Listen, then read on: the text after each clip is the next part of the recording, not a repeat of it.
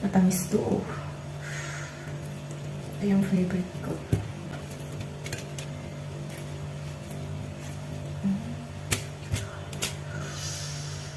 Ayan.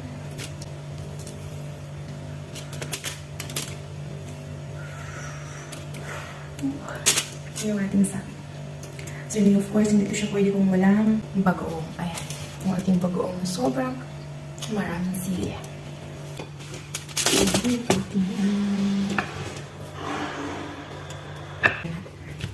Ito yung ating saging na saba.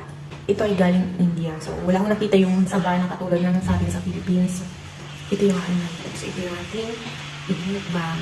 Subukan natin. Ayun.